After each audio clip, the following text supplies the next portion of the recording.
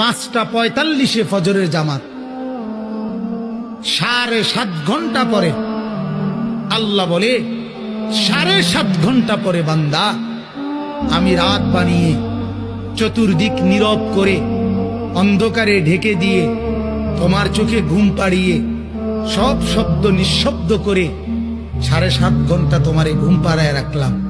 আহা, ছোট বাচ্চাও তো মাকে বলে মা তুমি ঘুমাবা না, ছোট বাচ্চাও তো বাবাকে বলে বাবা তুমি ঘুমাবে না।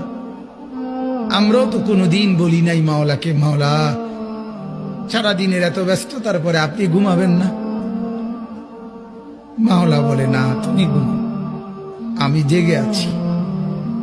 ওই যে রাত 2টায় যদি তোমার পেশাব করতে হয় তো তোমার তো চোখ খুলতে হবে। আমি যদি ঘুমায় যাই বান্দা তোমার চোখ মেলে দিবে কি? তুমি যে 3টা বাজে বলে রাখছো যে গাড়িতে 3টায় রওনা দিয়া সকাল 7টার ফ্লাইট ধরবা ঢাকাতে গিয়া, এখন আমি যদি ঘুমায় থাকি তাইলে রাত 3টা বাজে তোমার চোখ খুলে দেবে কি?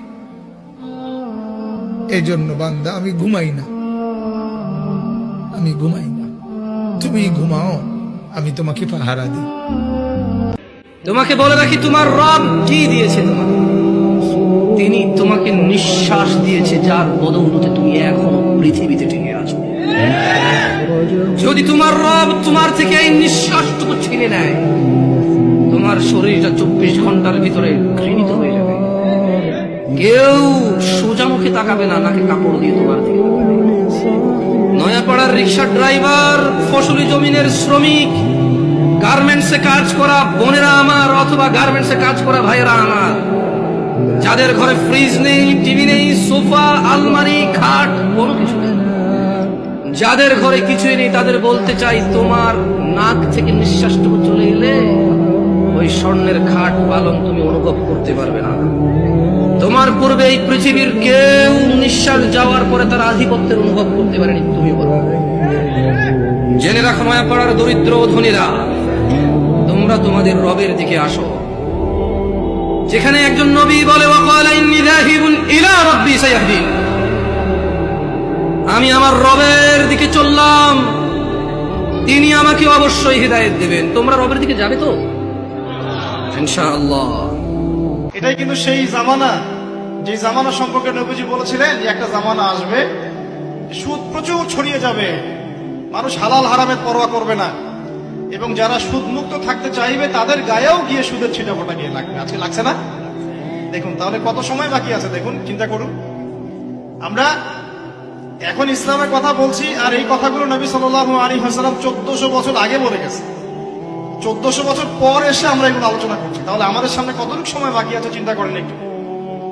নবীজি বলেছিলেন একটা যুগের কথা, একটা যুগ আসবে যখন মেয়েরা ছেলেদের পোশাক পরবে, ছেলেরা মেয়েদের পোশাক পরবে। আসে নাই? একটা যুগ আসবে যখন ছেলেদের সংখ্যা কমতে থাকবে, মেয়েদের সংখ্যা একটু একটু করে বাড়তে থাকবে। বাড়ছে না? সমকামিতা ছড়িয়ে যাবে, সমকামিতা প্রচুর ছড়িয়ে যাবে। বাড়ছে না সমকামিতা দিন দিন? সমকামিতা বোঝেন কিনা? ছেলে ছেলের সাথে জেনা করে নাউজুবিল্লাহ, আর মেয়ে মেয়ের সাথে জেনা করে নাউজুবিল্লাহ। এগুলো এখন বাড়ছে না? জেনা বাড়বে, নবীজি বলে গিয়েছিলেন জেনা বাড়বে এমন ভাবে মানুষ জেনাকে জায়েজ মনে করা শুরু করবে। এখন মানুষ জেনাকে হালাল করছে না। কেউ বয়ফ্রেন্ড গার্লফ্রেন্ড অ্যাফেয়ার্স যারা করে, এরা কি কেউ মনে করে যেটা হারাম? হারাম জেনে করে? ওরা মনে করে পবিত্র প্রেম। কি মনে করে? নাউজুবিল্লাহ। কি মনে করে? পবিত্র প্রেম।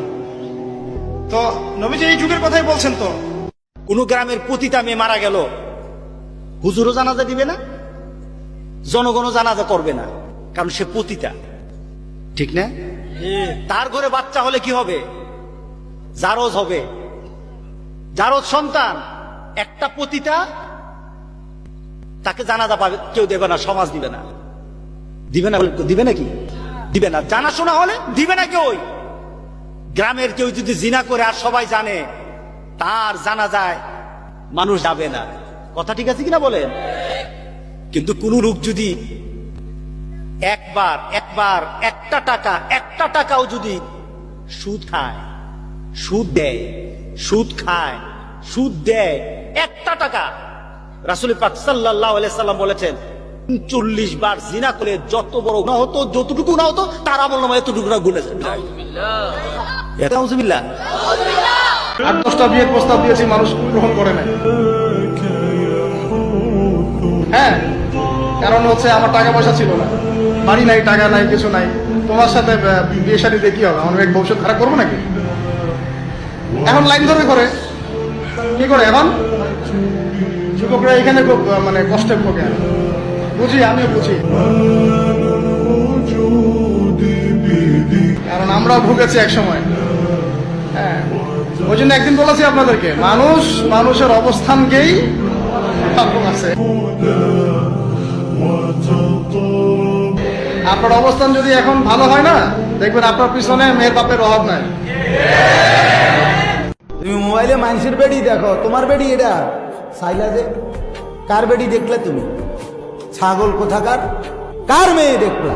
অসভ্য, কোন নর্তকী দেখলা? ওই জানোয়ার তোমার চিনে? তুমি যে তার রূপ যৌবন দেখলা, মজা পাইলা, সে তো বিনিময়ে টাকা রোজগার করে, সে তো পয়সার কাঙ্গাল, সে তো তার রূপ বিক্রি করে, যৌবন বিক্রি করে, দেহ বিক্রি করে, সে তো বেশ্যা, সে তো পতিতা, সে তো অসভ্য। তুমি দেখলা, টাকাও গেল, শরীরও গেল, স্বাস্থ্যও গেল, যৌবনও গেল, যৌন শক্তিও গেল, সমাজের মানুষের কাছেও ছি ছি ধিক্কার পাইলা যে ছেলেটা বেয়াদব, কোন বেনামাজি, বেহায়া, অসভ্য। তুমি যদি রাতের গভীরে, রাত 2টায় 7 তবক জমিনের নিচেও যদি অন্ধকারে উলঙ্গ ছবি দেখো, আল্লাহর কসম মনে রাখো, দুনিয়ার মানুষ ঠিকই কেউ দেখে নাই, কিন্তু মানুষ তোমাকে দেখে ঘৃণাই করবে, কারণ আল্লাহ তাআলা মানুষের দিলে নাফরমানের প্রতি ঘৃণা তৈরি করে। আমার শায়েখ আল্লামা মুফতি মুশতাকুন নবী সাহেব আরিফ বিল্লাহ হযরতকে আমি দেখছি, উনি তো বাংলাদেশি মানুষ, কিন্তু এই যে হজ্জের সফরে মক্কায় মদিনায় বহুবার দেখছি, আরো বহু দেশের মানুষ, অন্য দেশীয় লোক, কিন্তু ওরা তো ওনারে চিনে না, ওরা তো ওনার সাথে কথা বলে না, কিন্তু চেহারার দিকে তাকাইও দেখছি মুসাফা করে, অর্থাৎ বোঝে এই চেহারা বলেই দেয়, না বললে কি সে কথা, চেহারাই বলে দেয় এটা কোন আল্লাহ ওয়ালার চেহারা।